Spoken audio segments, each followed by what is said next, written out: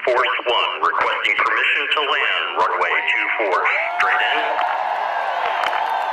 Trump Force 1, this is LVE Tower.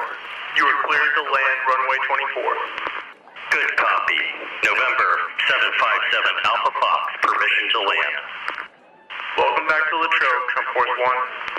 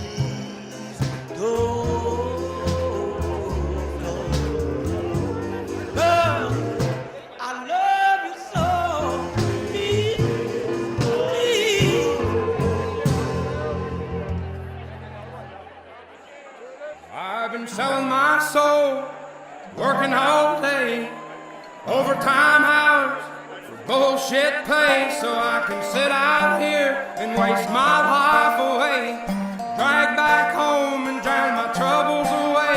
It's a damn shame what the world's gotten to for people like me, people like you. Wish I could just wake up and it not be true, but it is.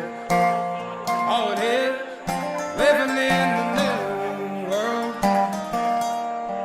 with an whole soul. These rich men north of Richmond, Lord knows they all just wanna have total control. Wanna know what you think, wanna know what you do, and they don't think you know, but I know that you do. 'Cause your dollar ain't shit, and it's taxed to no end. 'Cause the rich men, north of Richmond.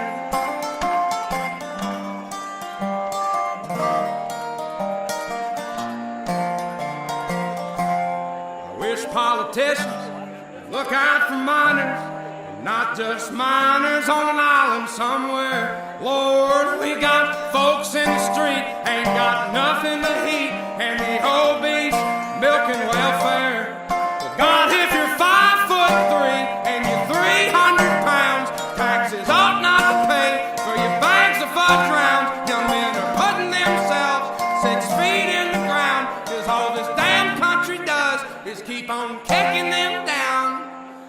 Lord, it's a damn shame what the world's gotten to for people like me, people like you. Wish I could just wake up and it not be true, but it is. All it is, living in the new world with an whole soul. These rich men north of Richmond, Lord knows they all just wanna have total control. Wanna know what you think, wanna know what you do, and they don't think you know, but I know that you do. 'Cause your dollar ain't shit, and it's taxed to no end. 'Cause the rich men, north of Richmond.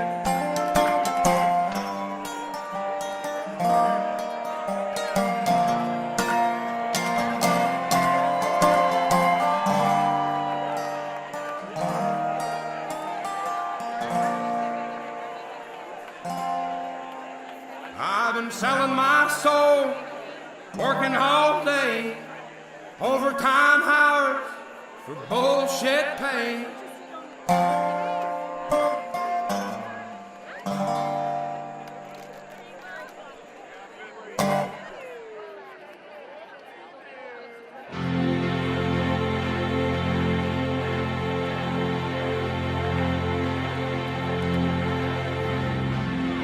It's been 7 hours and 15 days since you took your love away.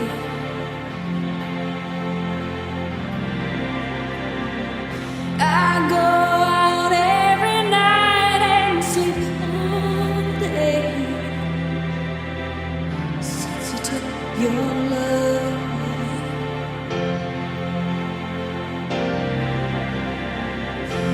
Since you've been gone, I can do whatever I want. I can see whomever I choose.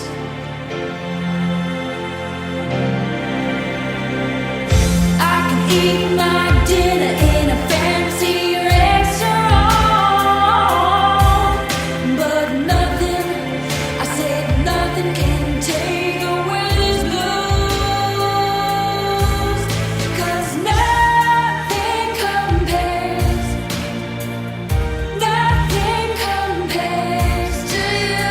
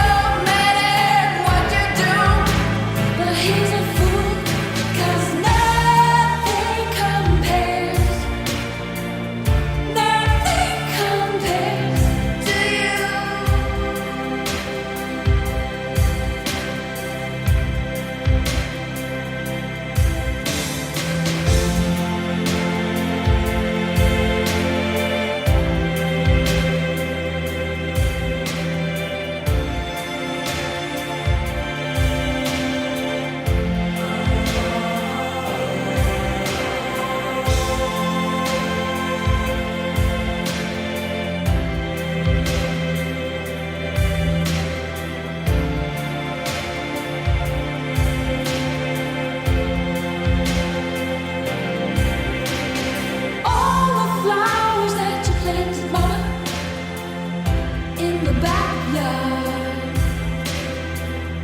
All night and waiting for me.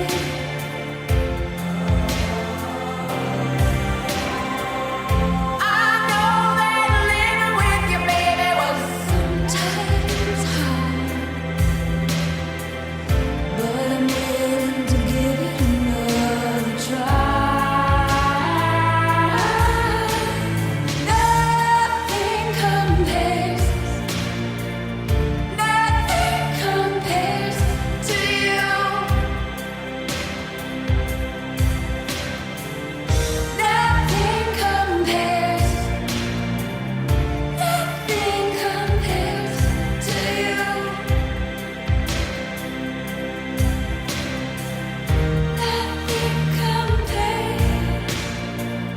Nothing compares to you.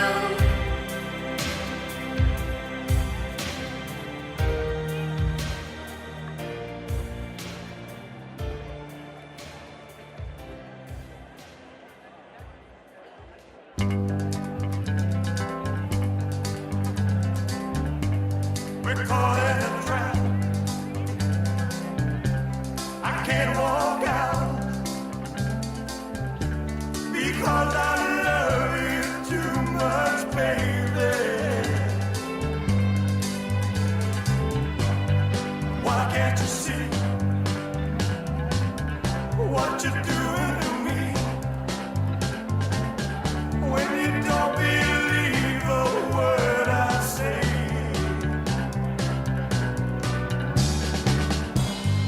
We can't go on together with suspicious minds, and we can build our dreams on suspicious minds. So if an old friend I know stops by to say hello,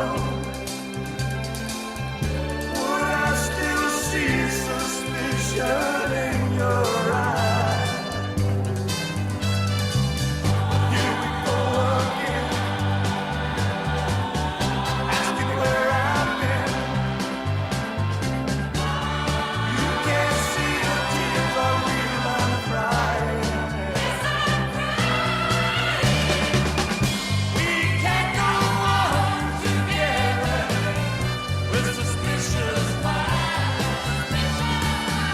and we can build our dreams on suspicious minds. Won't let our love survive. Or dry the tears from your eyes. Let's don't let a good thing die. Honey, you know I'll never lie to you.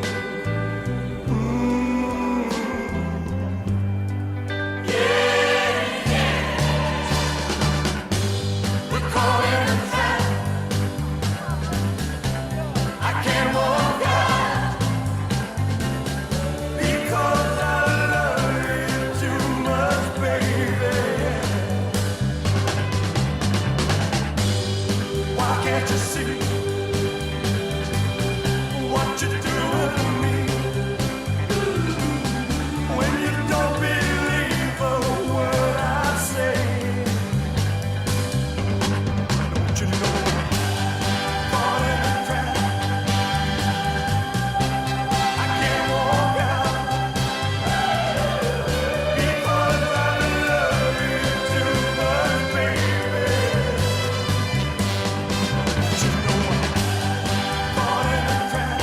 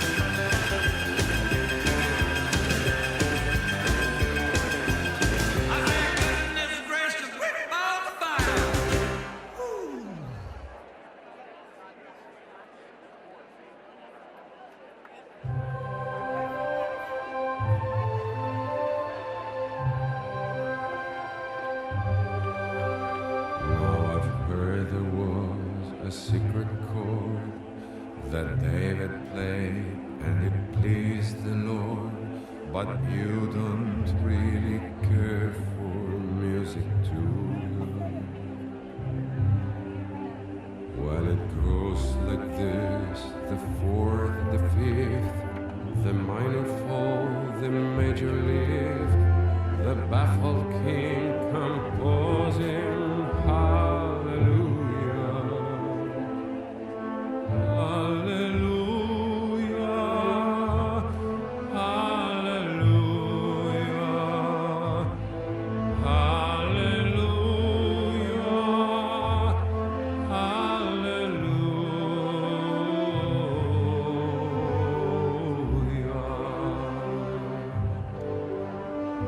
La fede mia mi abbandonò, si perse ma si ritrovò, perché smarrito sempre la cercai.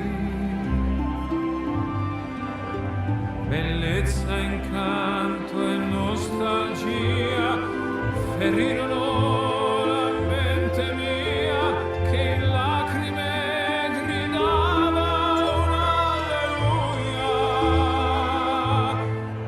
alleluia, alleluia, alleluia,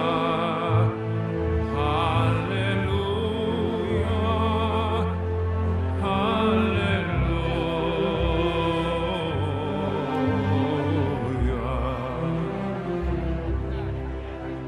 Il santo nome tuo dirò, un nome che ormai non ho paura che risuoni dentro me. Di luce esplode la poesia come una sacra sinfonia che intona per il mondo un alleluia, alleluia, alleluia,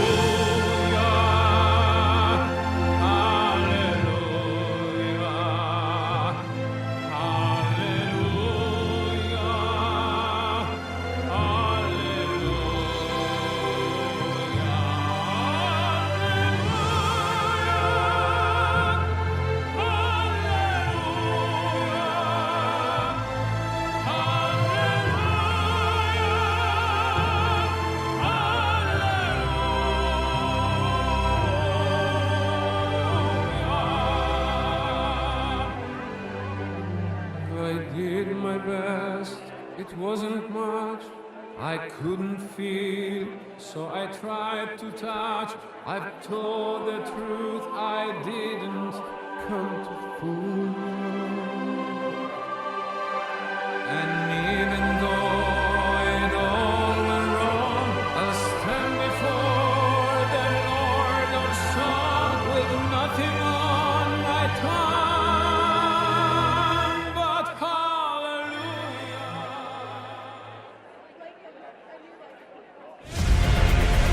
When I first came into office, I cut taxes more than any other president.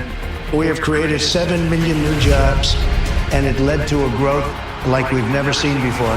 We developed the greatest economy in history by far. When I left office, it changed. Inflation destroyed the lives of so many people. Interest rates went from 2% to 10%. Millions of illegal immigrants, traffickers, and drugs coming into our country. Our country has gone to hell. So I made a decision to run. We're going to make America great again, greater than ever before. I will fight for you with every breath, and I will never let you down. I'm gonna fight like a G and all those see. And if I can, I'm gonna die free. President Trump is literally putting his life on the line, and he's willing to risk it all because he loves this country. He is strong, he is fearless, and he is what this country needs right now. Our cities will be safe, our streets will be clean, and our border will be secure. We can't allow our country to be destroyed by politicians who will put their own power ahead of the interests of the American people, our freedom, and our future. The left told me to hate Trump. When you cut through the lies, you realize the truth. American families were better when Donald Trump was president. We were safer, wealthier, and stronger. So if you love this country, if you want to stand up and fight for the future of our nation, you must re-elect Donald J. Trump.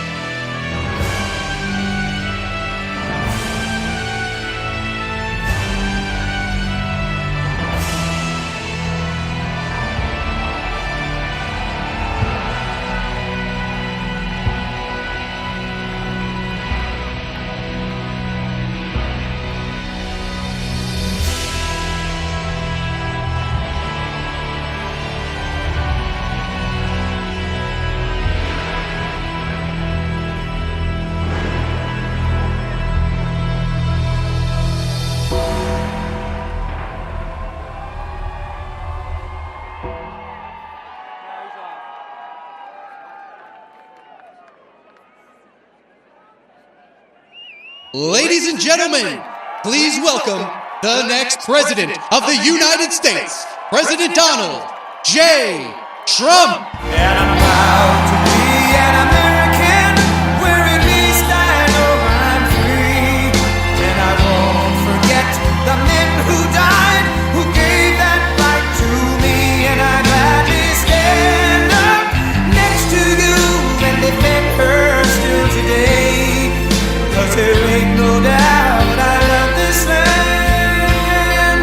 God bless the USA.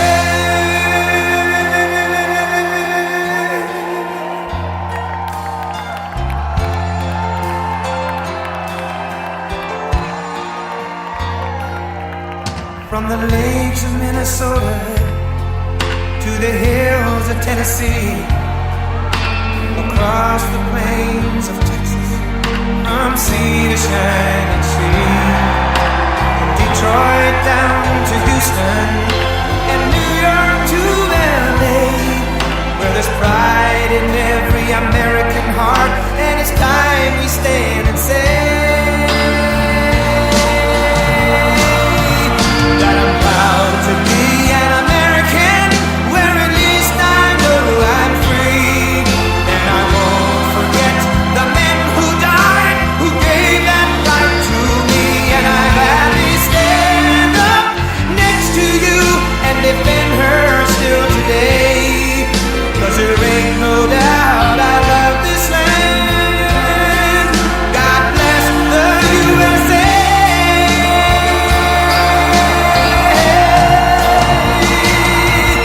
And I'm proud to be an American, where at least I know I'm free. And I won't forget the men who died, who gave that right to me. And I gladly stand up next to you and defend her still today. 'Cause there ain't no doubt I love this land. God bless the USA.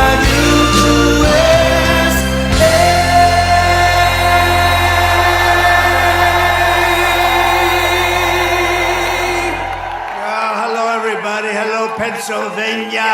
We love Pennsylvania. And a very special hello to Latrobe. Oh, I love Latrobe. You know why? The home of Arnold Palmer. This was the home of my friend Arnold Palmer. And he loved Latrobe. You know, he turned out to be one of the greatest golfers in the world. He started off very, very poor. He had no money, just had a lot of talent and a lot of muscle. He was a strong guy. And his father, you know, worked at Latrobe Golf Course. And he was a laborer there. They called him in those days sod carrier. He's a very strong man. He'd carry sod. They didn't have trucks that they trucked it. They had strong people carrying it. He was the strongest of them all. And he had a son, but they had no money. And he worked at Latrobe. And they treated him good because he could do more work than anybody else. And his son started to grow up, and he realized his son was very strong like him. But he never had a chance to play golf. He had no money at all. And his son was named Arnold. And when Arnold was 4 and 5 years old, they had no money to buy a club. He couldn't buy one club, not one. And they used to go to the back of, this was all told to me by Arnold, so I have it firsthand. They used to go to the bag room where the members were, and they took out members' clubs, and they'd use the members' clubs, 2 or 3 of them at night, late at night, and he'd hit balls with his son. And he'd watch his son every move. And he realized his son had great talent. And then his son got older and stronger, and then he got stronger and stronger, and his father started saying, wow, this is really crazy, what's going on with this kid? And finally he was able to save up enough money to get him some clubs, but they weren't strong enough. Arnold was breaking them. He'd swing a regular club, and it'd break the hell out of it because he was so powerful. And they went back to the members' bags because they couldn't afford another set, and it used very stiff-shafted clubs, very strong for those of you that aren't golfers. That's for like good golfers with power, very stiff-shafted. And he'd get better and better, and then he went to high school and he won all sorts of championships, one after another. He'd beat the rich kids, he'd kill them. He'd beat them so badly, he loved beating them, even though he was a nice guy, but he was tough. He was a tough cookie, Arnold. I got to know him really well. And he'd beat him over and over again, and then he got a set of clubs, and he got even better, and he won every championship. And he got into Wake Forest. You know that, right? Wake Forest. And he was immediately, as a freshman, the captain of the team. And there was a man named Mark McCormick. And Mark McCormick founded IMG. That's a very big, one of the biggest entertainment companies in the world today. And he wanted to be a professional golfer. He didn't go to Wake Forest. He went to another college, another school, and I won't say which because honestly I didn't want to look it up. It wasn't worth it. But a good golf college, and he wanted to be a pro. He's a very good golfer, very, very good. And he had the privilege of playing Arnold Palmer in a match between Wake Forest and his college. And the way he tells it, he was playing fantastically well. Mark McCormick, a very famous man actually, founder of the biggest entertainment company. And he was playing very well, playing Arnold, and Arnold was just Arnold. He was just better than anybody else in college. And somebody shouted over to Mark McCormick, how are you playing? He said, I'm playing great. Can't play better. How are you doing? I'm 6 down.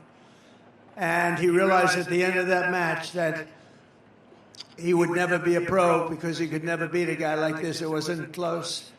He said he was longer, straighter, chipped better, putted better, and thought better. Other than that, they were very close. But he gave it up. He said, I'm not going to be a golfer. But he went to Arnold. He said, Arnold, you're going to be turning pro and you're going to make a lot of money. And my second choice was to start representing people that are talented. And I'd like you to be my first client. And they made a deal where Arnold owned a big piece of the company. And Arnold started winning immediately.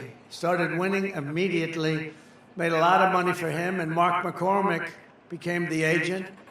And then because of Arnold's success, IMG, which you know, most of you know, it's very, very big now. Hollywood stars, everything.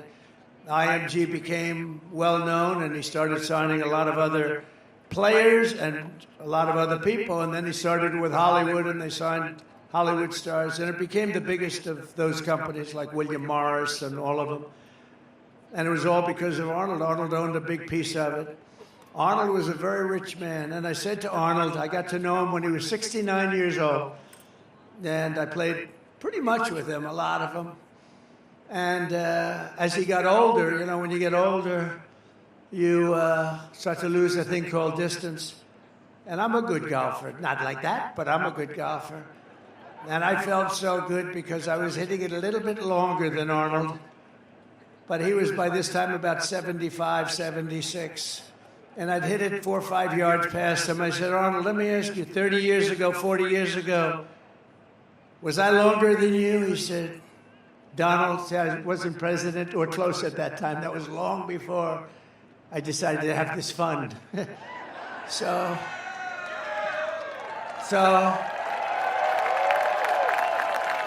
no, this is, no, you're talking about a great man. I said, Arnold, and he was still plenty long, but I said, Arnold, do you think I was longer than you like I am now, 30, 40 years ago? He goes, Donald, let me tell you a little secret. You weren't even close. He said, you see that tree out there? He pointed to a tree that was about 70 yards in front of us. He said, that's where I would drive it.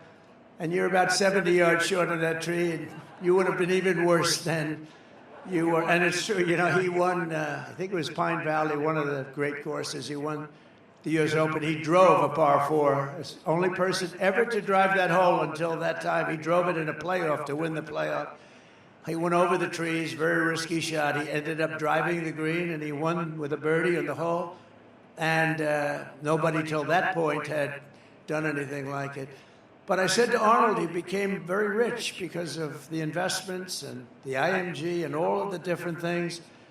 And I said to Arnold, just out of curiosity, you could live anywhere in the world. You could live on the Pacific Ocean.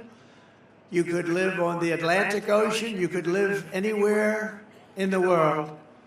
Why did you choose to stay? And part of the beauty is that because he made money right away, a lot of times it takes a pro years before they start making the money. It's a very, very difficult sport, actually.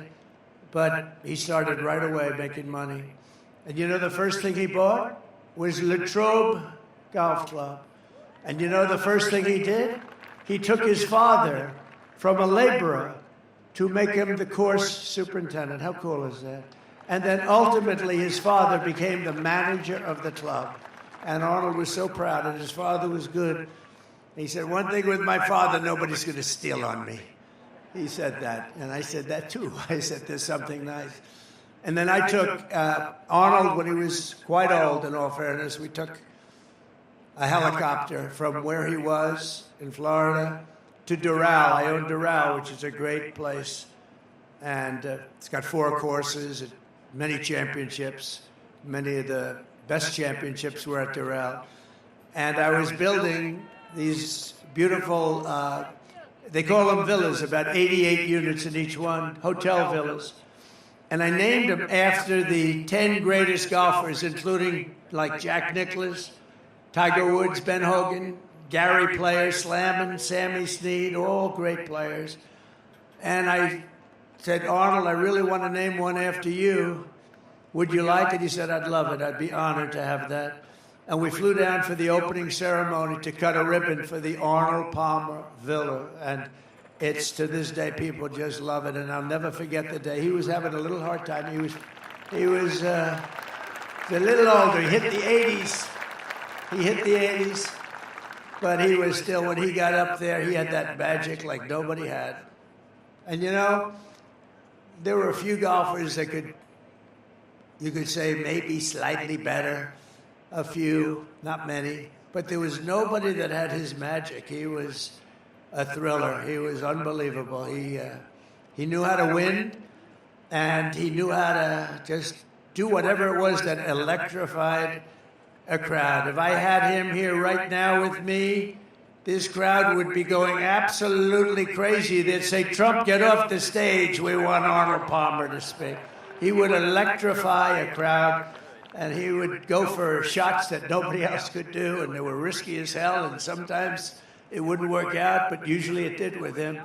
He was an incredible man. He was an incredible champion, and he came from Latrobe. And so when I said a couple of days ago, I said, where are we going to be today? They said, sir, we're going to be in Latrobe. I said, do you know what that means? No, sir. What does it mean? I said, that means Arnold Palmer. because Arnold told me he could be, and I knew he could be. They wanted him everywhere. Just like I wanted to name a villa after him. Everybody wanted him. He could have been in any place he wanted. He said, no, this is where I want to be. This is the place I love. I mean, how good is that, right? And he died a very proud owner of this course, and he was always tinkering with it. I said, Arnold, what are you doing? He said, well, I'm moving the hole 4 yards back. I said, nobody knows the difference, Arnold. He said, I don't care. I love it. I love this place. He could not get enough of Latrobe. So, you know, I've been here before, and I've told the story before, not in this kind of detail. Because, you know, you have these teleprompters. If I would read it off a teleprompter, it wouldn't be so good, right? And it would be a lot shorter. It wouldn't be as good. And I didn't want to do that. I said, when I come here, I'm going to tell him the real story of Arnold. But Arnold Palmer was all man. And I say that in all due respect to women, and I love women. But this is a guy that was all man. His man was strong and tough. And I refuse to say it, but when he took showers with the other pros, they came out of there, they said, oh my God, that's unbelievable. I had to say it. We have women that are highly sophisticated here, but they used to look at Arnold and say, man, but he was really something special. Arnold was something special. So I just want to tell you, you're very lucky, the people that live in Latrobe, and it's an honor for me to be here because of him. And he was actually he was a great man, and I don't think there would be golf to the extent that you have it today. It probably wouldn't be that way without the great Arnold Palmer. So enjoy it, everybody. Enjoy it. And I had to tell you the shower part of it because it's true. What can I tell you? We want to be honest. We want to be upfront. It's true. But I'm thrilled to be back in this incredible Commonwealth with thousands of proud, hardworking American patriots. I'd like to begin by asking a question. Are you better off now than you were 4 years ago? After living through this nightmare of inflation, invasion, and humiliation, you know what the invasion is, right? Invasion by the southern border. What they've done to our country is unbelievable, allowing more than 21 million people into our country. Many of them are murderers. Many of them are drug dealers. And they're from mental institutions. He says, send them back. You're right. Do you come from Latrobe by any chance? Yeah, he does. But Americans are ready to be free from Kamala Harris. You know that whenever I use the word Harris, everybody says, who's Harris? They have no idea who Harris is. That's true. They have no idea who's Harris. But Kamala, and to reclaim the future that is rightfully yours, you're going to reclaim it. This election is a choice between whether we will have a incredible 4 more years of failure. It's such a horrible 4 years. We had a horror. Think of everything they touch turns to everything. Inflation, Afghanistan. How about Afghanistan? Most embarrassing moment in the history of everything they've touched. Even now, he's telling Israel, everything he said to Israel was exactly the opposite. He's the greatest, I will say this about Biden, he's the single greatest expert on foreign policy in history. You know what that means? If you did the exact opposite of what he suggested every single time, you'd go down as the greatest foreign policy president in history. If you did the exact opposite. Everything's a failure. And he's telling Bibi Netanyahu, don't do this, don't do that, don't do this. All our great congressmen are there. Don't do any of these things. And Bibi didn't listen to him. And I tell you what, they're in a much stronger position now than they were 3 months ago. That's for sure. Nobody's ever seen anything like has happened. And Bibi called me today, and he said, it's incredible what's happened. They said, it's pretty incredible. But he wouldn't listen to Biden, because if he did, they wouldn't be in this position. And she's worse than him. She's not as smart as him. And I'm not saying he's the smartest. I'm not saying he's the smartest. But she's not as smart as him. And I think maybe, you know, based on early results, maybe he'd be doing better than her. You know, we have results coming out where we actually now don't have to rely on the polls. We're doing good in the polls, but we don't have to rely on the polls. Remember, they stole the election from an American president. They stole it. I could say, coup, I don't even want to call it. They just stole the election. They said, we're taking the election away. He got 14 million votes, and he won. 22 people running, 22 Democrats there running. Oh, I'm looking at my hair up there. Let's see. Oh, I don't like it. I don't like it. Excuse me, I'm going to recomb my hair. Do you mind? I'll leave the stage for 5 minutes. I'm going to recomb my hair, Mr. Future Senator. We have David down here. Mr. Future Senator, you got to get him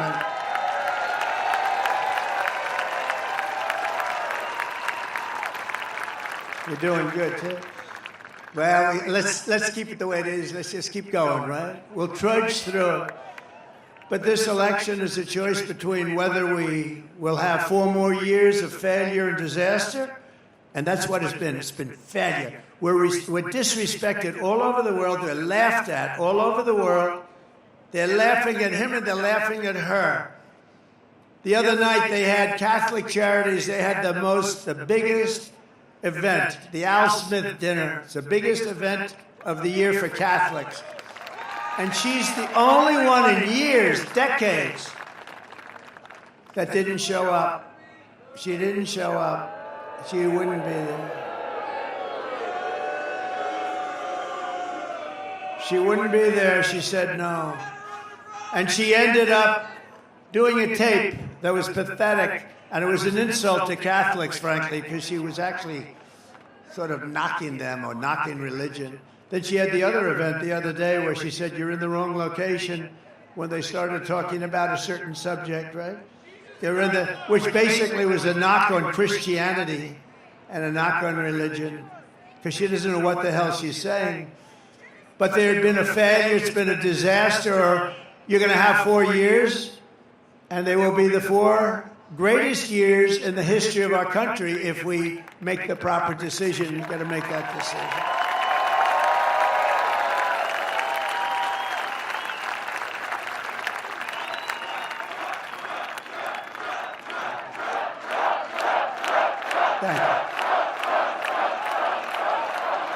Thank you. Thank you very much. But you know, by the way, if you're Catholic, you can't vote after that. And you can't vote for another reason. That administration has been persecuting Catholics. It's been persecuting Catholics. I don't know why.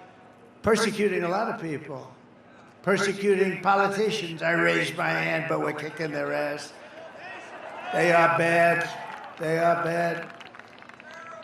They are bad. Guys going to jail. They've never done this. This has never happened. It happens in third world countries and banana republics. They go after, it's called weaponization. They weaponize their justice departments. I call it the Department of Injustice. Ours is the Department of Injustice. But we're doing well. We won the big case in Florida. You saw that? That was the big one. That was the big one. That was the big one. They're going to get him on that one. Oh, they're going to get him. We had a judge who was brilliant and fair and very smart. She ruled against them, very strongly against them. These are dishonest people that we're dealing with. But we won that, and we have other ones. We have them on the ropes. Remember, they were going to have me in all sorts of trouble. I'm going to be in trouble. And in the meantime, it's just weaponization of government. It made me more popular. It actually made me more popular, I think. It's crazy. Because people can see, and they're smart, and we could sometime explain it. But one after another, you had Fani, F-A-N-I, which is usually pronounced Fanny. And she added a little action to it, Fani. That was a scam. They're all scams. They're all scams. It's a corrupt system, and it's a corrupt Justice Department, and it's a corrupt DA, corrupt attorney generals. They use it to get elected because you can't get elected with open borders, with transgender operations all over the place, with men playing in women's sports, with high taxes and bad schools, no school choice. You can't get elected with all. I could go on for 10 minutes. Your vote will decide whether we give up on America or whether we save America. It's the most important election you're ever going to have. It really is.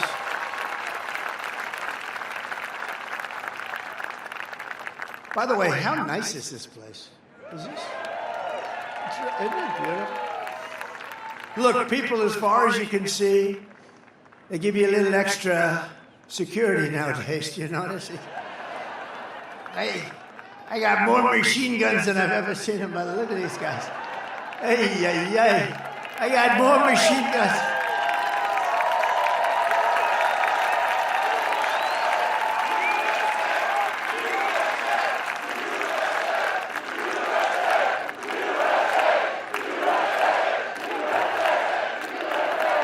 I never saw guns like that.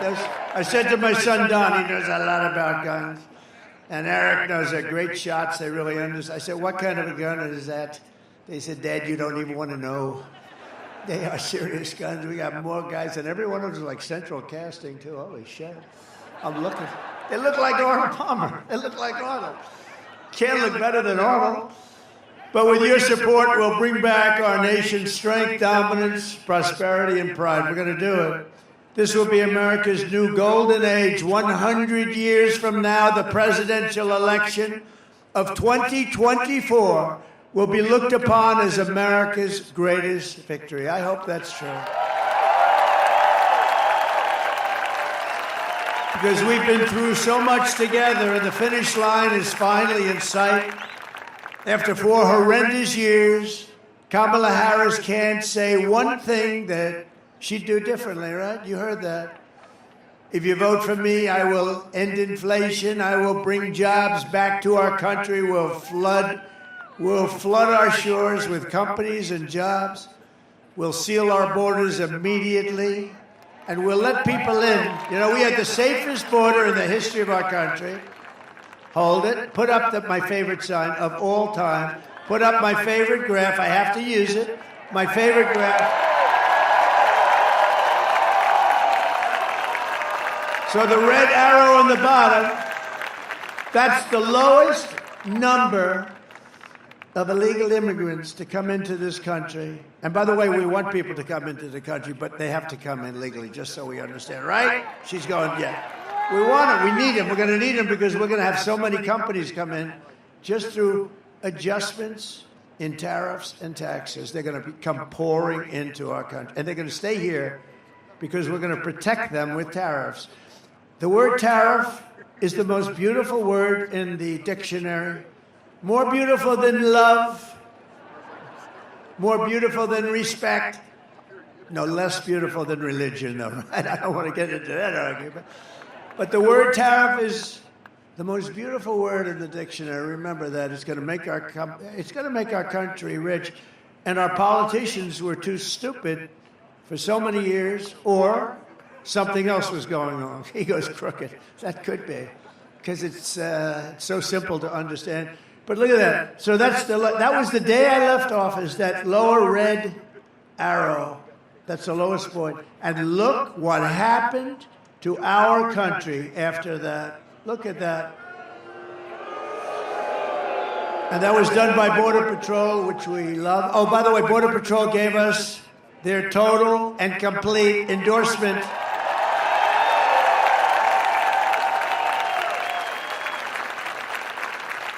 And it's hard. You know, they're not actually supposed to do it.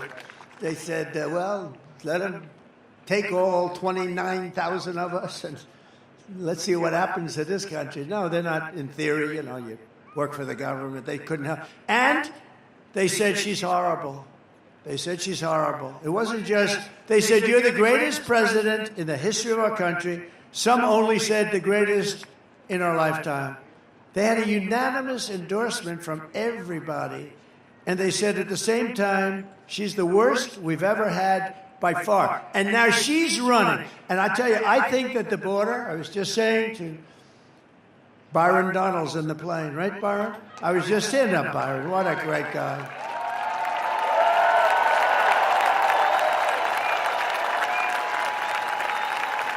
Look at that black hat. So, you know what? You know who the founder of that hat is? Elon Musk. He wore it. He's like the founder. And I said, you know, we sell that. I think we sell about 2 a year. Now it's the hottest hat we have. And you know, Elon came up. Elon Musk gave us his total endorsement. How good is that, right? I mean, he's the one who landed that rocket. That rocket came in. I said, that sucker's not going to make it. I was actually on the phone talking to somebody. It was crazy. And I'm talking to this person. And I'm saying, wait a minute, something's happening. I got to just hold it. I put the phone, and it was a very important person. I'm looking at something on the screen. I'm seeing this 24-story tube come down, and it looked like it was getting Congressman. It looked like it was getting a little bit close to the gantry or whatever the hell they call that nowadays. I said, oh, my God. And I put the phone down. Very important person, by the way. I won't tell you who. It'll be embarrassing. Because I never picked up the phone again. I was sitting there for... And because I was the president, and because I'm leading, which is probably more important to him, the guy didn't hang up. He was on the phone 45, 50 minutes waiting. I just saw, oh, the phone's off the hook. Hello? Hello? He went, but I saw this thing come down, this tube, this giant tube, and I put the phone, I said, just a second. I said, I don't believe it, because I had the sound off. I turned the sound up, and it came down, and I said, it's going to crash. Don't crash. Now, I thought it was, actually, at first, I thought it was like a movie or something. I never saw this before, and I've seen it a lot. And it came down, and it was going into the, and then all of a sudden, you see the fire pouring out of the left side. I pushed it over. It landed perfectly, and then it was grabbed by two giant claws, and they grabbed it like Willie Mays would catch a fly ball in center field, right? That's the way it was. He was pretty good, Willie. And it came down, and I called Elon. I said, Elon, is that you? He said, that was me. I said, can anyone else do that? No. Can the United States do it? No. Can Russia do it? China do it? No. Nobody can do that. He said, they're 10 years behind. This guy is great. And he said, if Donald Trump doesn't win, it could be the end of democracy in our country. It could be the end of our country. And you know where he is today? He's in another part of the Commonwealth. Never, ever make the mistake of calling it a state, by the way. It could be career-ending. I had a friend that did that, a politician. He used to be a politician. It shouldn't be that big a deal, because a lot of people make that mistake. That's one I could understand somebody making, but we call it the Commonwealth. But Elon endorsed me. He's in another part of the Commonwealth, and he's campaigning now. And he's got a gold. He's got a gold cap. But he called it, I said, he was wearing the black hat in Butler, Pennsylvania. We had 101,000 people, Butler, honoring Corey the firefighter. Butler, Pennsylvania, we had 101,000 people. It was unbelievable. What a night that was. And we were honoring Corey and two gentlemen who were very badly hurt. We thought they weren't going to make it. The doctors up there, they have good doctors. These are good doctors. I don't know if they call them country doctors, but whoever they are, they were good, because these were two men that were not the two great supporters who were not supposed to make it, and they made it, and they made it. They'll be okay. But Corey didn't make it, and we honored Corey. It was the most beautiful evening, right? We had a moment of silence, and then we had the bells of Notre Dame, right? Notre Dame playing. And then we had an opera singer who sounded just like Pavarotti. I mean, the guy was unbelievable, and he sang Ave Maria. And the whole place was crying. It was crazy. I'm looking at the audience. Some of my friends were there, almost as tough as the football players that we have. We have some of the great football players. Almost as tough. I don't know if you guys would, but they were tough cookies. And I see them crying. They're trying to be cool. You know, no, I wasn't crying. But the whole place was crying. It was amazing. It was 101,000 people. So we will regain our sovereignty, we will restore our safety, and we will unlock the magnificent destiny that is just within our reach. And I am asking you to be excited about the future of our country. Again, you're going to be excited. This is going to be the most exciting period ever. Every problem facing us can be solved, but now the fate of our nation is in your hands. It really is. I mean, if you put these lunatics in charge any longer, we can't take it any longer. They're laughed at by foreign leaders. They think they can't even believe it. They can't even believe it. Biden can't find his way off a platform. She's worse. I wonder if she's going to have any trouble. No, she should be probably okay in that regard. But she's worse up here. Pennsylvania, you have to stand up and you have to tell Kamala Harris, who shouldn't be there, she's a threat to democracy. The way they took over, they call me a threat to democracy, right? She's a threat to democracy because she shouldn't even be the candidate. They should have picked a candidate fairly, not just given her because they want to be politically correct. I mean, whether you like him or not, we had the debate, and his numbers went down. He didn't have a good night, but that can happen. But, that happens, and the numbers go down, and they went down, and they went into him. They said, we're not going to let you run. We're going to take it away. That's crazy. Nancy went in. Chuck Schumer went in. Some of the people went in. They took it away from him. They just took it away from him. It's bad. And that is a threat to democracy if you think about it, right? That's a real threat to democracy. But you have to tell Kamala Harris, and by the way, I think he would have, let's see what happens, and I may be wrong, but let's see what happens. I think he might have done better than she's going to do, because all we had to do is expose her as a lunatic left, further left than Pocahontas. Do you know who Pocahontas? Elizabeth Warren. She's further left than Pocahontas. And I don't want to get into that stuff, but her mother said she was Indian because she had high cheekbones. That's what she said. And then she went out and did a test because I was driving her crazy calling her Pocahontas. So she fell for the trap. And she did a test, and she was so happy because it came back 1,014. Remember? 1,014. And that was it. That means I had more Indian blood in me than she had, and I have none. I have none. I'd like to have some. I would like to have some, I'd be honest. But I have more, and I have none. But she was so happy when she got, think of that. Think of that. That was what happened. That was the end of her career. That was the end of her presidential run. She was leading for the president. And when she said, and you got to understand, just these are the people we're dealing with. She took that Indian heritage, and based on the fact, and this is her statement. This is not me. There's no racist anything in me, not a drop. But this is not me. Her mother told her this, that she had high cheekbones, and therefore she was part Indian. And based on that, she applied to colleges. She applied for jobs. She applied for the U.S. Senate. And everyone's forgotten that crap right now, but I never forget it. But she went out, and she had the test, and the test was ridiculous basically. And then I said that I have more than she does. And I would love to, I will tell you, but she's bad news. But she's radical left crazy. She drives people. What she does to business people is horrible. She's a horrible person, but she's radical left. And Crazy Bernie is radical left. And this one, Kamala, is further left than them. So you have to tell Kamala Harris that you've had enough, that you just can't take it anymore. We can't stand you. You're a shit vice president. The worst. You're the worst vice president. Kamala, you're fired. Get the hell out of here. You're fired. Get out of here. Get the hell out of here, Kamala.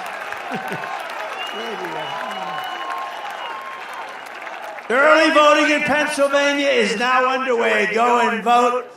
Just go and vote. Get out there, and if you've not registered to vote, you only have 2 days left. You have to get out there and register immediately. Does everybody promise they're going to register? Okay. Boy, look at the crowd. Wow. Wow. Hello, everybody. How did the flyover look? Good? Good. You know, it feels like you're very close to the ground. I said, are we okay here? You know, when you're, it looks like okay from here, but let me tell you, when you're in that plane, that sucker feels low. I'm saying, I hope everything's working nicely on that plane. With your help, 17 days from now, we are going to win Pennsylvania. We're going to defeat Kamala Harris, and we are going to make America great again, right?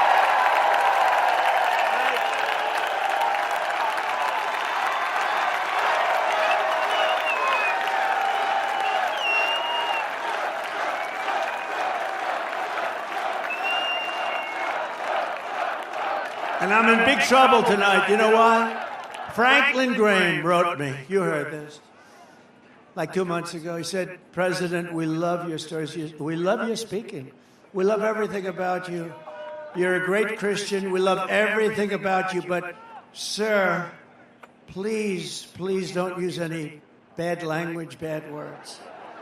He said, your stories will even be better. And I wrote it back. I said, I'm going to try and do that. But actually, the stories won't be as good. Because you can't put the same emphasis on.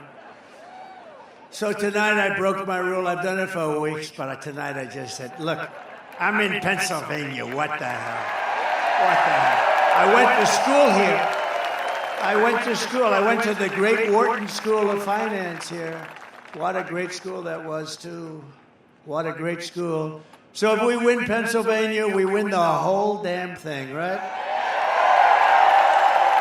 And starting on day one of my new administration, I will end Kamala Harris's war on Pennsylvania energy because you know she's going to ban fracking, right? 100%. You know, she was against fracking, against all this stuff, and then all of a sudden about a year and a half ago when she was getting killed in the polls, she said, I like fracking very much. Look, they always go back to what they want. They always go back. She can't help it. She's a radical left Marxist. She can't help it. But we're going to end that, and we will frack, frack, frack, and drill, baby, drill. We're going to drill, baby, drill. We're going to be drilling so deep. We're going to be, for these guys, we're going to drill. We're going to take out so much money. We're going to pay down our debt. We're going to lower your taxes. You know, I gave you the largest tax cut in the history of our country. And the biggest regulation cuts in the history of our country. And we had the best economy in the history of our country. And we had the best border in the history of our country. Other than that, what the hell? I did other things, too. I rebuilt the military. And unfortunately, they gave a lot of it away to the Taliban. These geniuses, these stupid people like Milley, General Milley. Remember his performance in Congress? General Milley and Mattis, all these guys, what a bunch of lightweights. But we have great generals, but they're the ones you don't see on television. They're the ones that actually have to fight. Like, we defeated 100% of the ISIS caliphate with great generals and we have a great military, but not the ones you see on television. Not the movie actors that you see. Kamala has said repeatedly she wants to ban fracking, which would kill over 500,000 jobs in Pennsylvania alone. Watch this. There's no question I'm in favor of banning fracking. I am committed to passing a Green New Deal and finally putting an end to fracking once and for all. If they fail to act as President of the United States, I am prepared to get rid of the filibuster to pass a Green New Deal. I am offering a Green New Deal that has been described as one of the most aggressive and progressive. Well, he's going to bring the Green New Deal up for a vote. Yeah, I will vote for it. It is a resolution. I believe that the underlying principles behind it are sound and important. What is the solution for voters who have jobs and interests in the fossil fuel industry? Giving the workers an ability to transition into the jobs of the future. Can we afford it? Of course we can afford it. It's not about a cost.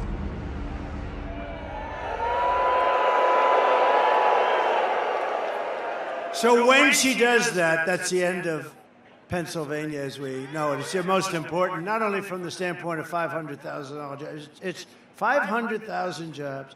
But in terms of income for the state, you would have to double and triple your taxes to make up. And she's going to do it. She's going to do it. She's going to do it. And you know the other thing, the taxes, you know what an unrealized capital gain is? Okay? It's called, I'll tell you what it is, communism is what.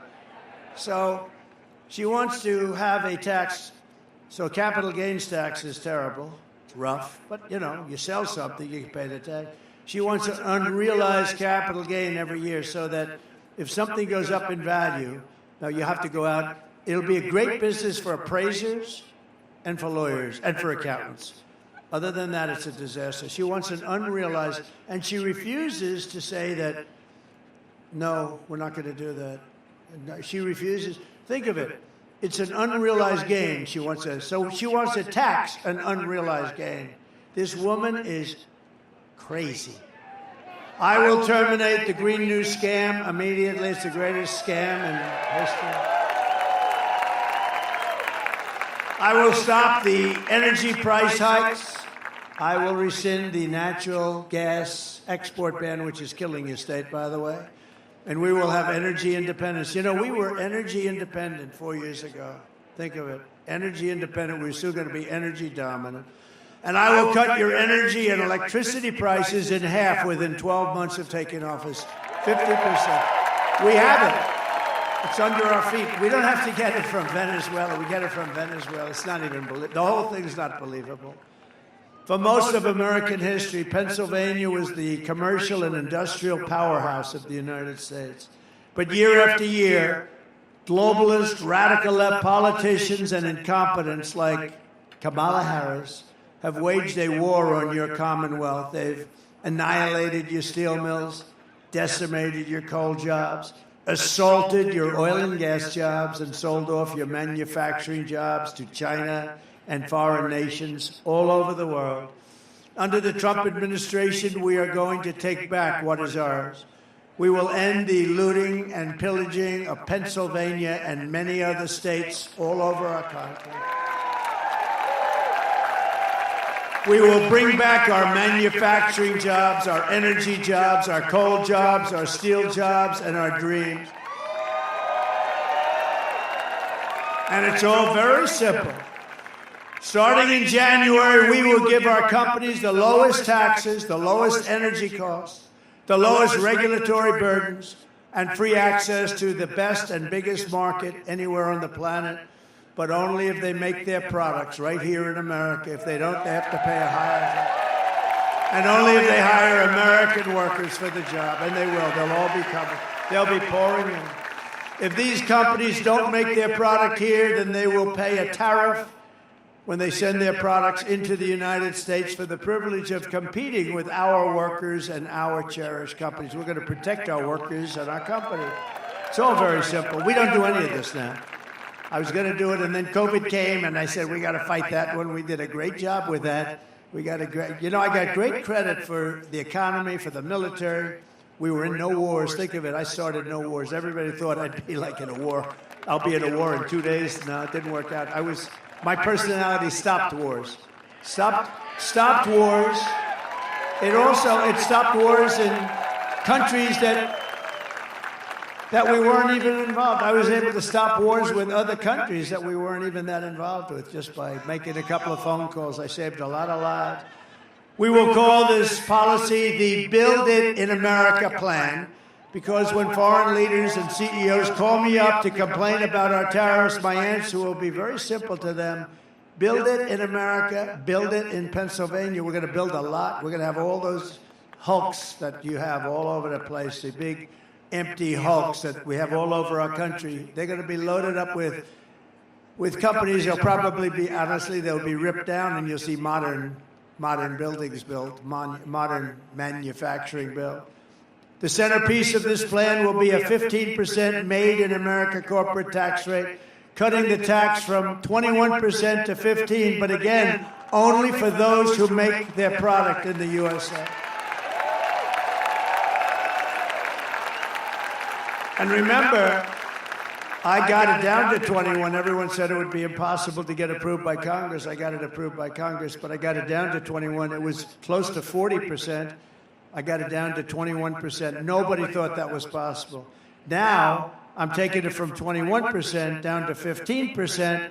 The companies are going to roar in because 21% is very competitive. 15% is really, it's amazing. I mean, companies are going to want to be here, but they have to be protected from other companies coming in from the outside and raiding the jobs, the products, and that's what we're doing with the tariffs. And for those companies who don't make their product in America, they will be forced to pay a very stiff tariff, and we will make it and take it.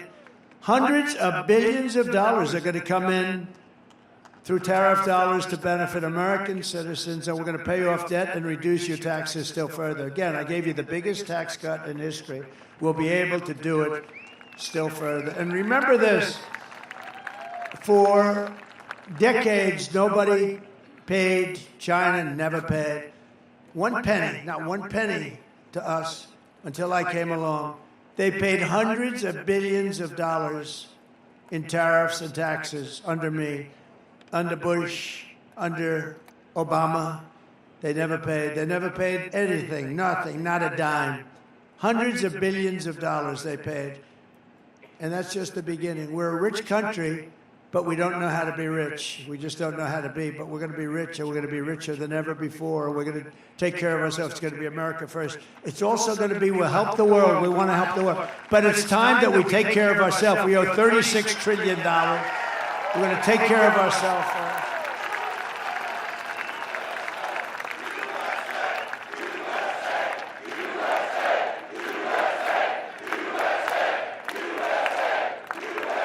And I will never apologize for defending America. I will protect our workers. I will protect our jobs. I will protect our borders. I will protect our families. And I will protect the birthright of our children to live in the richest and most powerful nation on the face of the earth. And I will also protect our steel industry.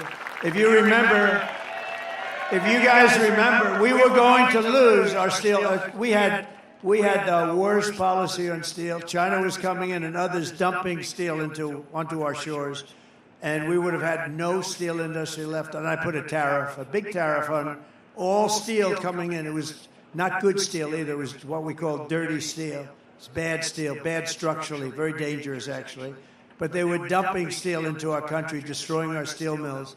And I put a big tariff and it all stopped when I did that. It all stopped. And we took in hundreds of billions of dollars, and it all stopped. And, you know, we slashed foreign steel export. All these exports that were pouring in, they stopped to the level of about 25%. Nobody could believe it. And I hadn't even started yet. We were just getting ready. We were going to make this country richer than it had ever been before. You know, in the 1890s and 1880s, our country was actually the richest it ever was. They had to form committees to determine how are we going to spend this vast wealth. We had so much wealth, relatively speaking, so much wealth, more than anybody by far. And they formed up blue ribbon committees. How are we going to spend the money? We don't know how to spend it. Wouldn't that be a nice problem to have? And it was all a tariff cut. We were a tariff country. And McKinley was president. William McKinley was actually a great president, was assassinated, by the way. He was assassinated. You know, being president is a very dangerous profession. If you're an auto racer, you know how many people die? About 1/10%. If you're a bull rider, that's dangerous. That's more dangerous than playing in the NFL, right, fellas? What do you think? I think it's a little more, I don't know, it's pretty dangerous. We got a couple of big deals over here and there. But I think that bull riding stuff, that looks bad. 1/10%, about the same as the auto racing. If you're president, take a look. It's about 5%, 6%. That's a lot better. But it's only good if you want to do one thing. You want to make your country strong and wonderful and great, and that's what I'm doing. But it is a dangerous profession, and we can't let it be a dangerous profession. We have to have better everything. We have to have better respect from countries that look at us because we have to let them know. I'm still waiting for Biden to say, if you do anything to this guy that I hate Trump, but if you do anything to him, we're going to blow your country to pieces, and then you wouldn't need all this glass up here. You wouldn't need all the glass. And other presidents have said that.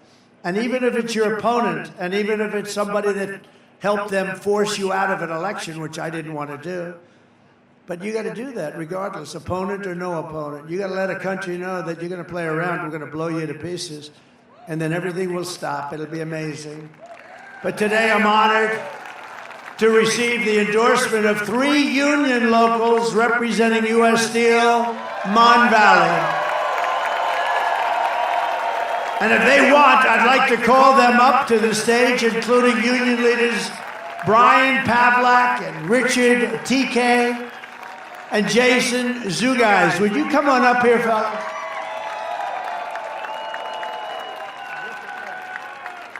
You're good-looking people. Good-looking guy, yeah.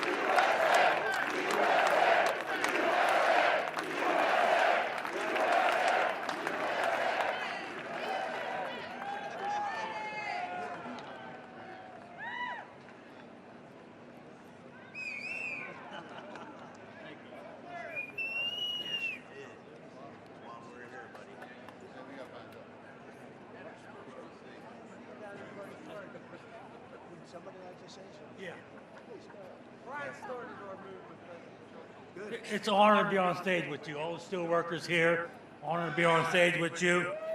I was up to Butler Rally when they tried to assassinate you. And I knew after that I had to do what I had to do. So the president that saved the steel industry with tariffs, you saved it with tariffs. And you're my hero, and you're the greatest president ever. We love you. We love you. So, Steel Workers for Trump and the rank and file Mon Valley Works want to endorse you. We want to give you a hard hat.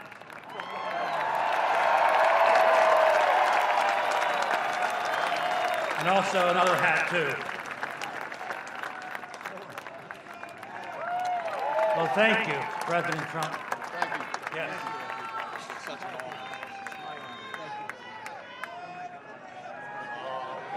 We want that note. We're going to get you overtime. Yeah. No tax on overtime. That's a good one. Yeah. You know, the steel workers work a lot of overtime. You never even heard about that. No. No child support on overtime. That's another. You think they're good? Put the hard hat on. No child support on overtime. Could we get a picture with you? Yeah, let's go. Come on. Let's do it real fast, fellas.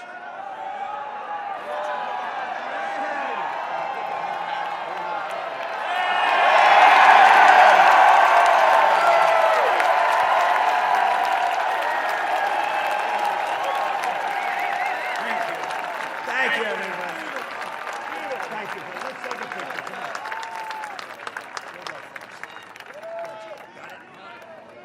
They've got it outside. Okay, he's got it right there. Let's go. We got to get that. Thank you. Good job.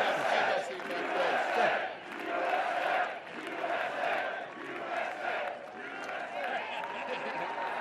So awesome.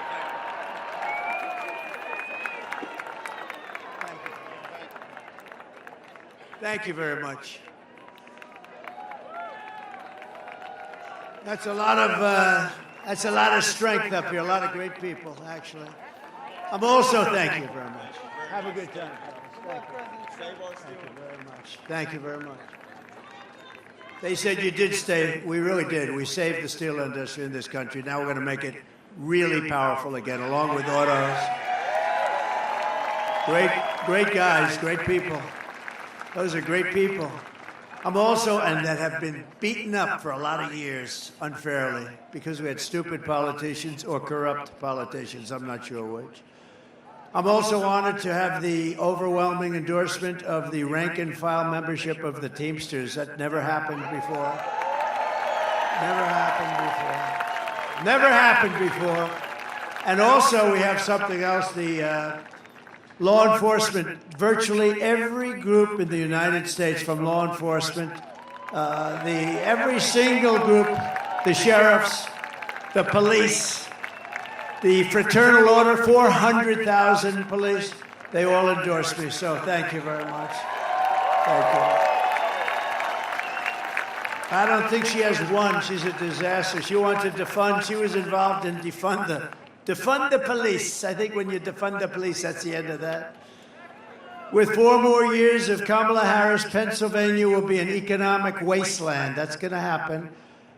And I'll tell you, with me, you're going to make more money than they've ever made before. You're going to have the best salaries, the lowest taxes. You're going to be doing better than you ever did. And we're going to put this into motion fast. You can do it very fast.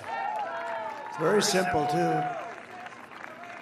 Kamala's inflation has already cost the typical family over $30,000 in higher prices, and now she wants to raise typical family taxes by nearly $3,000 a year. Just take a look at this video, please.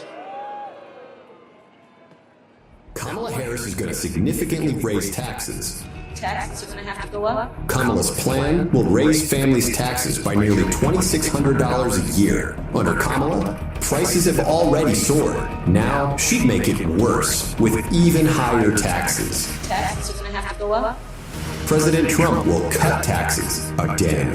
No taxes on tips, overtime, or Social Security. Donald J. Trump will approve this message. You know, they said to me up here, we like the overtime the best. I said, yeah, you probably. You like the overtime, right, fellas? That's right.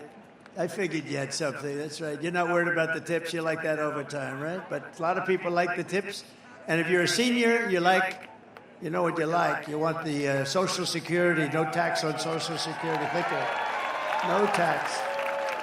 No tax on Social Security benefits for our seniors. And they deserve it because, you know what? Inflation, with their fixed income, mostly fixed income, inflation has absolutely destroyed our seniors and other people that are on fixed income. So I will also make interest on car loans fully tax deductible. That's a big deal. You know, they said one of the top guys on Wall Street called up and he said, you know, we have an incredible situation here. Where did you come up with that? It's like the paperclip. I said it the other day. Like 125 years ago, some guy took some steel and he bent it around a little bit. He came up with a paperclip, and other people looked at it. He made a lot of money, very rich man. And they said, why the hell didn't we think of it? You know, the one having to do with the deductibility of car loans. So simple. And the top guys on Wall Street, real geniuses, they called up, they said, how did you think of that? It's so simple. But, you know, to have the American dream, you want to have a car. And this will make, and I think this is going to be fantastic for Detroit and South Carolina and Tennessee and all of the areas that produce cars. One thing I have to say also, we have in Mexico, and I've been talking about it for the last year and a half, China is getting ready to build massive car plants, massive, which would wipe out Michigan, would hurt you, but would wipe out Michigan. Detroit would be gone. And they're the biggest plants in the world. I have a friend that does that. He builds plants. He doesn't do anything else. All he wants to do is build plants. And I called him up a year ago, a little more than that. I said, I want to see a plant. I want to go see a plant. You think Biden calls people up and says, I'd like to see a plant? I don't think so. He wants to just go. He wants to go to sleep. And she wants to do other things. We don't know what they are. We'll find out, unfortunately. No, but I said, I want to see a plant. He said, well, I can't really take you to the U.S. because we're not building the good ones. But the big ones are being built in Mexico. I said, what do you mean Mexico? They're being built by China. And they're the biggest in the world, actually. And one plant will be doing more than all of Michigan. So I said, this is not good. And then they think they're going to take the cars, build them, and sell them over to the United States, or go around a little horn and sell them to the United States and destroy our automobile. And it would destroy. So I said, I've had it. And I started talking about tariffs. We're going to put massive tariffs on these companies that are coming in and destroying our jobs and our companies. And so I went very public with it for the last 4 months about tariffs. I love tariffs. I love tariffs, what they can do for your income and protection, and even third-party things you can do just by the threat of tariffs, because we're the pot of gold. We won't be the pot of gold long if we don't do something. So I was making a speech the other day in Detroit at the Economic Club, which is a great place, beautiful, and talking about cars.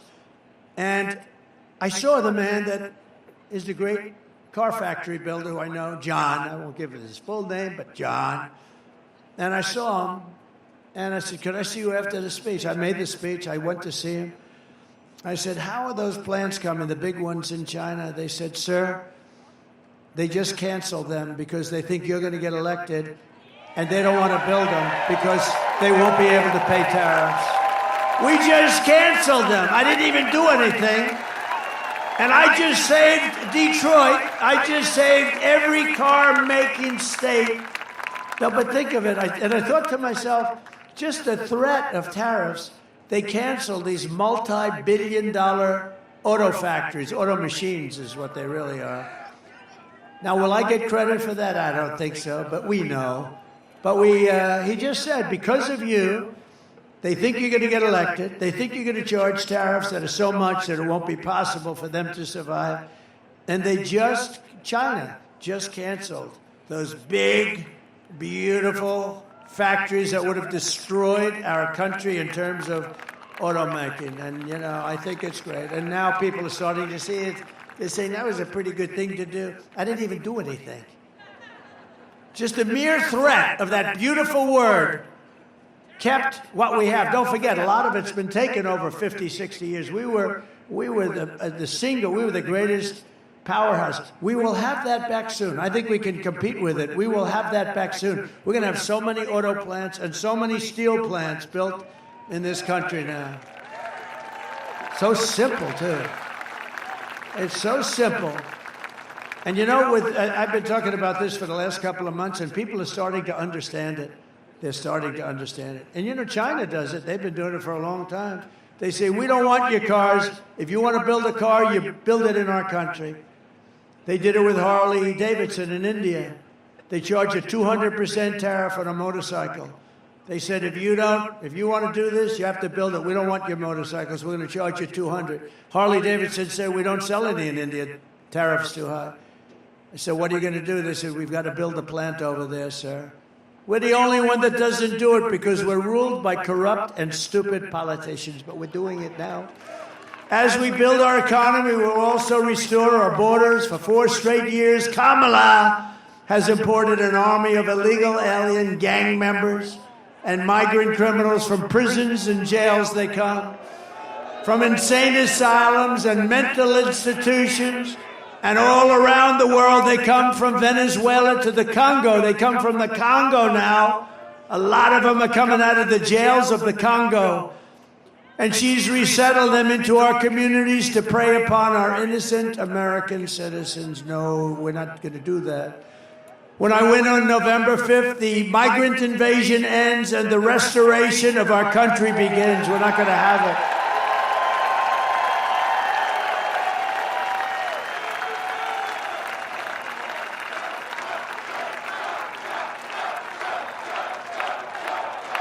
Thank you. And every day, Kamala is using migrant flights and her phone app. Do you believe they have a phone app? For the criminal cartels to call up. Hello, this is Jose Rodriguez. I'd like to know, where do I dispose of my illegal migrants? And they tell you where to drop them. Can you believe it? The only thing worse are the flights. They have planes flying over aboard a big, beautiful Boeing 727s, 737s, and just like that beautiful plane over there, 7, isn't it a pretty plane? 757, 767s.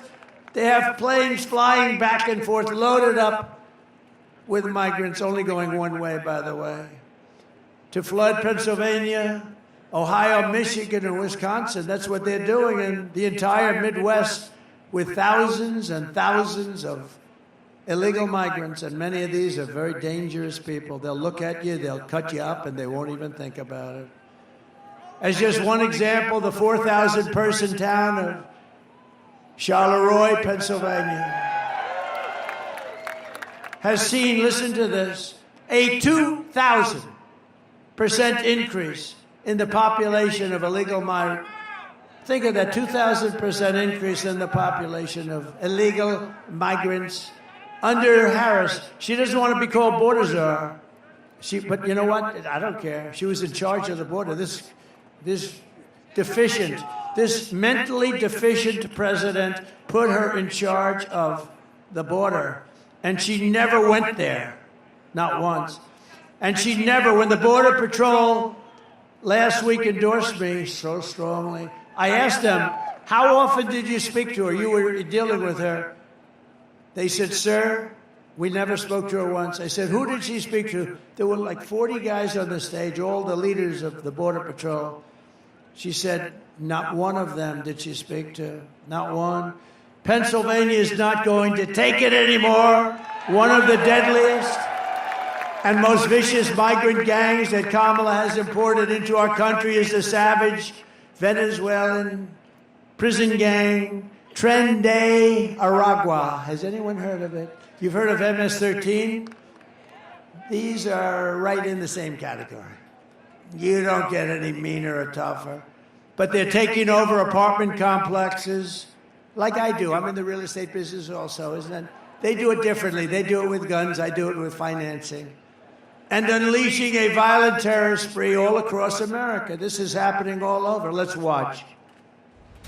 Open borders, deadly consequences. Border crisis. Record high crossings are putting a strain on cities across America. It is a full-blown invasion. Armed Venezuelan gang members storming an apartment complex in Aurora, Colorado. People talk about migrant crime. This is what they're talking about. Biden and Harris had created a program to bring them in under humanitarian parole. I am in favor of saying that we're not going to treat people who are undocumented cross borders criminals. More than 13,000 illegal immigrants convicted of murder have been released into the United States. My 20-year-old daughter, Kayla Hamilton, was murdered in her own room. Kayla's murderer was apprehended by Border Patrol crossing illegally into the U.S. Kayla's murderer had been improperly released into the United States. Abolish ICE. Yeah, we need to probably think about starting from scratch. An Afghan national is in custody today after being accused of plotting an election day terrorist attack. The suspect entered the U.S. on a special immigrant visa. More than a dozen people suspected of being Tren de Aragua gang members right here in San Antonio. The gang members had been terrorizing the apartment complex. New details in the murder of Laken Riley. The illegal immigrant suspect, who cops say committed the heinous murder, is a Venezuelan national. And was paroled and released into the country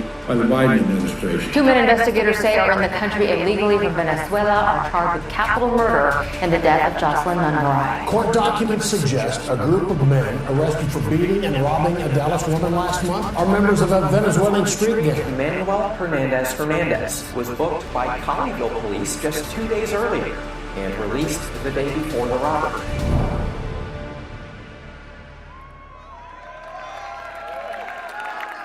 And it's that way all over America. And I say it's a much bigger, you know, the polls are saying that the biggest problem is inflation and the economy. I say that's a bigger problem. I'd move inflation and the economy to number 2. That is a bigger problem because that's destroying the fabric of our country. The United States is now an occupied country. But November 5th, 2024 will be Liberation Day in America. It's going to be Liberation Day.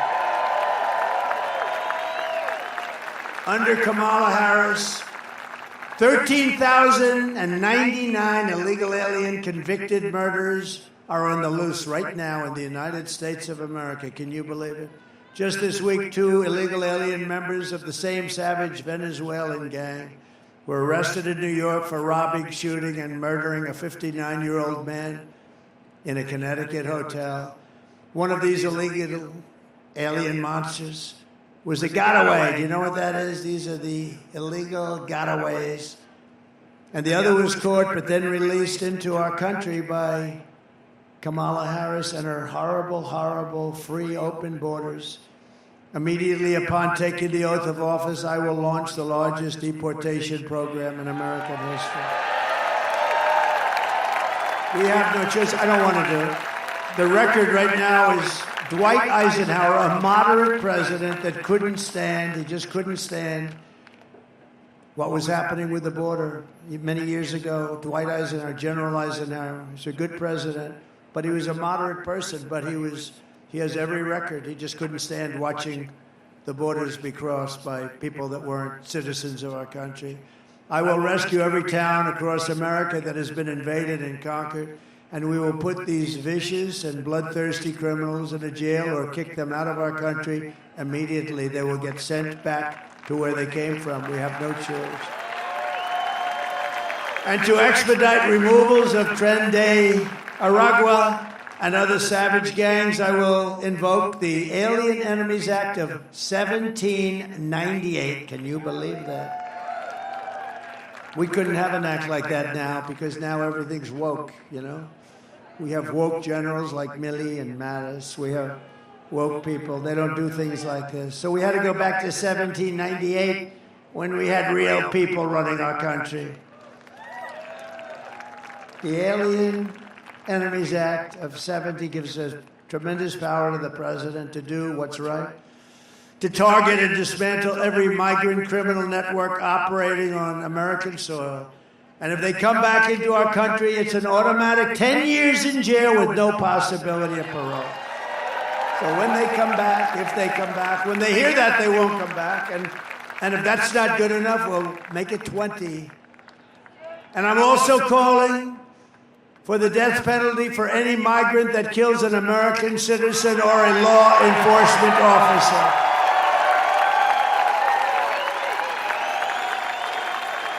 Right?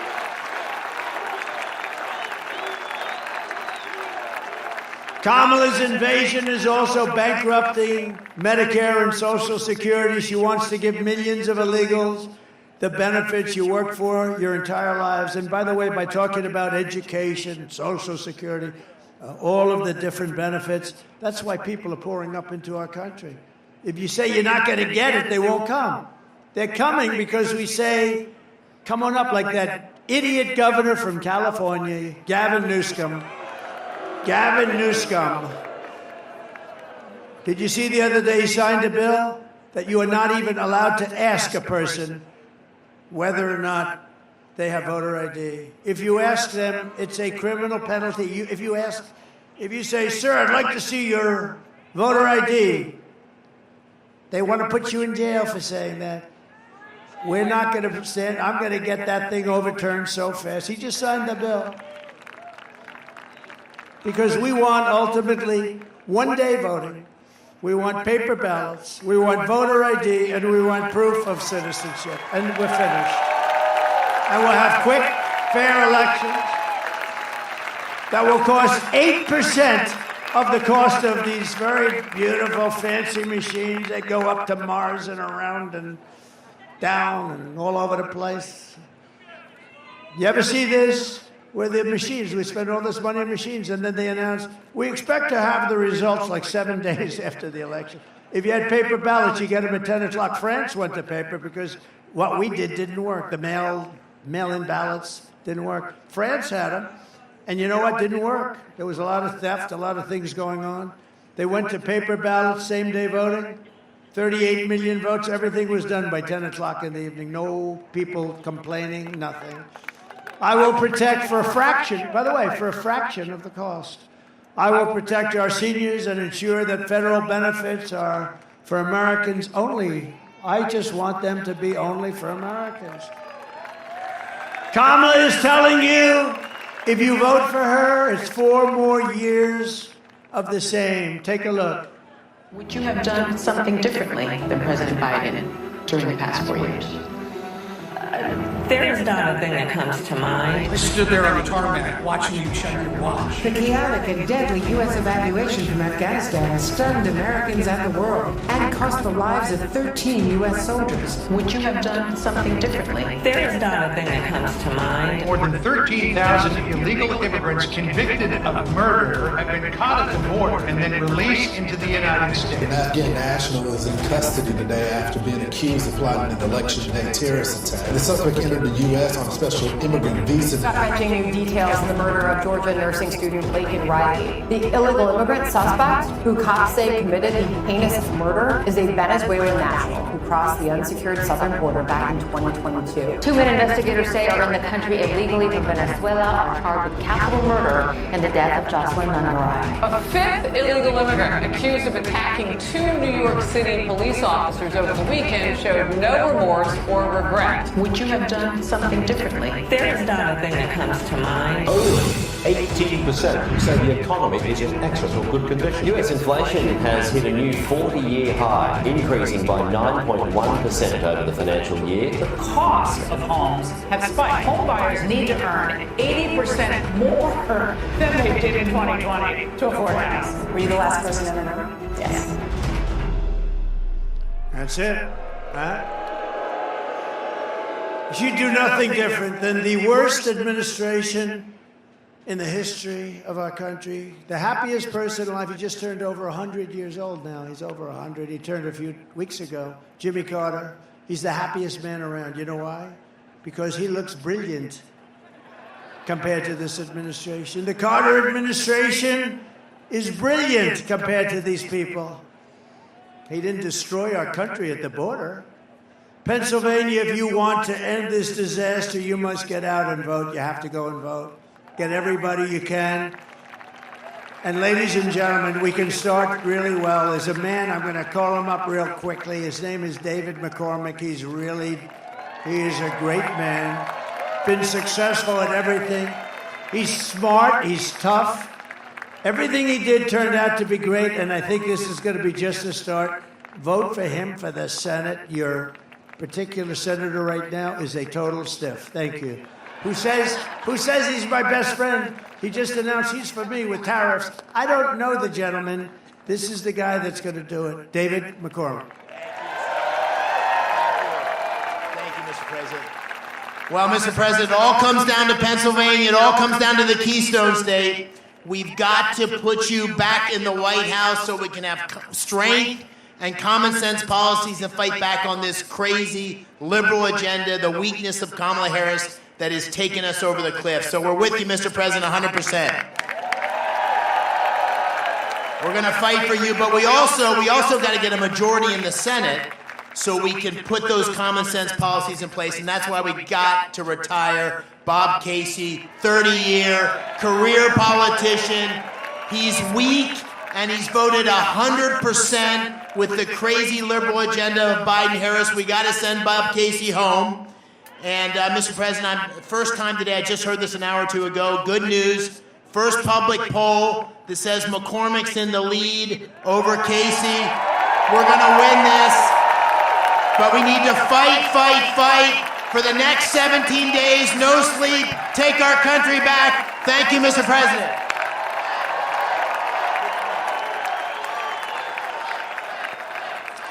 Thank you very much, David. David's a good man, and he's going to really represent you, and he's going to work with us on getting your taxes down, etc. We're also joined by Representatives John Joyce, great guy. Where's John? Hello, John. Dan Muser, who's fantastic, my friend, all my friends, and Byron Donalds of Florida.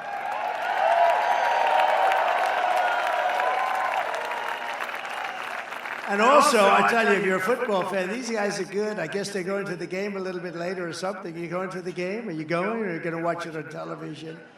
Former NFL stars Antonio Brown. Oh, he was a good player. He was a good player. And Le'Veon Bell, really good players. And Mike Wallace. Come on up, fellas. Come on up.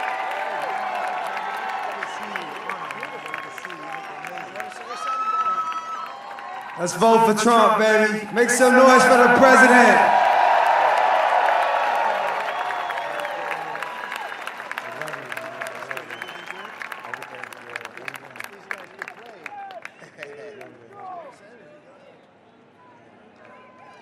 Let's go Trump. You already know. Vote Trump. Let's go. Here we go, Steelers.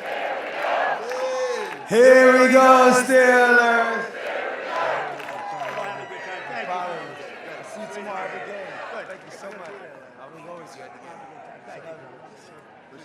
Thank you.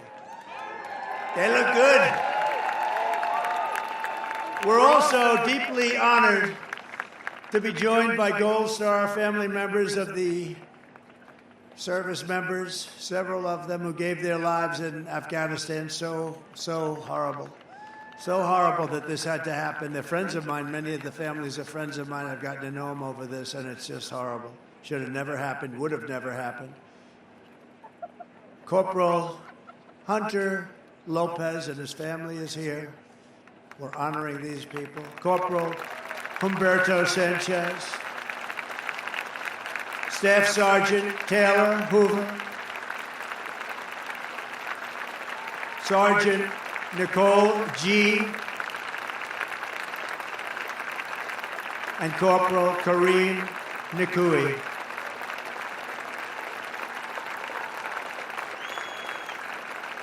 Thank you very much. Great people. I got to know them very well.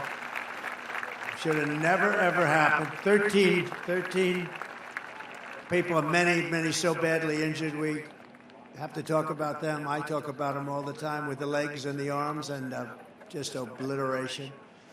So I want to thank you all very much. Thank you for being here. Thank you.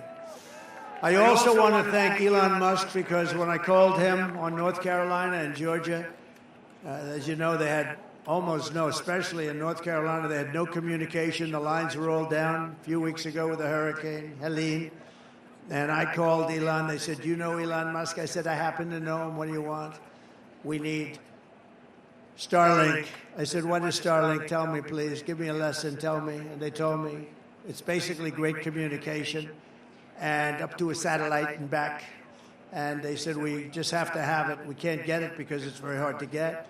And I called Elon, and he had it there in literally in moments. It was amazing how fast he got it there for them. So I want to thank Elon for doing that. That was great. People of North Carolina.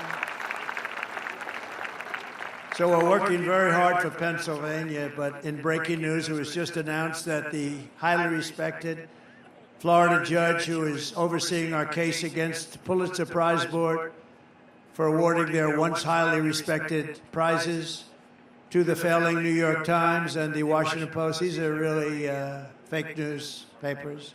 Call them fake newspapers. But they're fake news, Russia stories. They got the Pulitzer Prize for Russia. It turned out to be a fake story. So I figured, what the hell, on your behalf, I'd sue their ass off. And he's ordered Discovery to move full speed ahead. He wants it to go. That means that we will be able to learn the full scale of their lies, deceit, and wrongdoing, and we'll hold these radical lunatics accountable for the lying that they've done to the American people. What they've done is incredible. Think of it. They got the Pulitzer Prize for their great reporting on Russia, and then it turned out to be a hoax, and now everybody knows it. So I want them to return those Pulitzer Prizes, and I think lots of damages should be awarded to a lot of different people. So here are the facts. Kamala Harris is a radical left Marxist rated even worse than Bernie. She destroyed our economy. She was an original creator of defund the police. And anybody who wants to defund it cannot be president of the United States. We cherish our police. And we're going to give them back their respect and their dignity and let them do the job. And crime will fall. Kamala Harris vowed to abolish ICE. These are tough people. I know a lot of tough people right in this first few rows. They're not tough like these guys. As California Attorney General, she redefined child sex trafficking, assault with a deadly weapon, and rape of an unconscious person as totally nonviolent crimes. She pledged to confiscate your guns and endorsed a total ban on handgun ownership. She even called for free sex changes for illegal aliens and detention at taxpayers' expense. She lied about working at McDonald's, a simple thing. You know, I think very soon, maybe tomorrow or something, I'm going to McDonald's to work the French fry.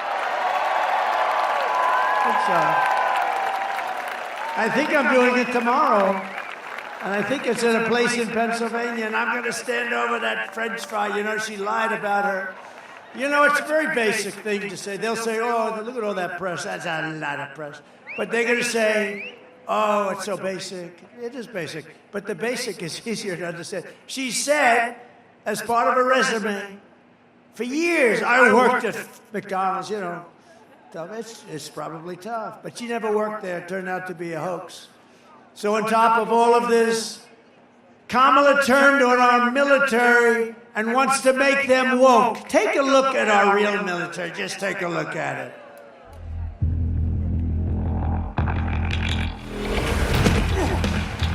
You little scumbag! I got your name! I got your ass! You will not laugh! You will not cry! You will learn by the numbers! Happy Pride. Happy Pride Month. And actually, let's declare it Summer of Pride. So you're a killer? Sir, yes, sir! Let me see your war face! Sir, you got a war face? Ah! That's a war face! Now let me see your war face! Ah! Oh, shit! You didn't convince me! Let me see your real war face! Ah!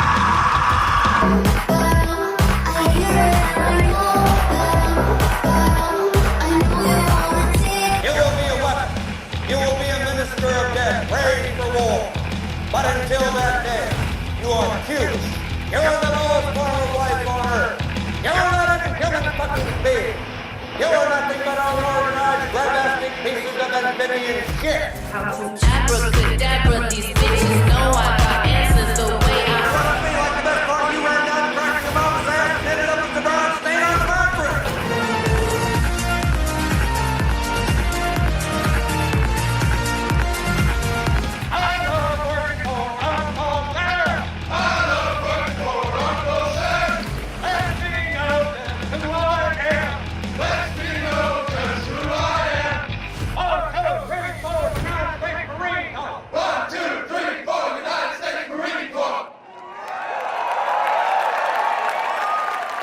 That wasn't exactly woke.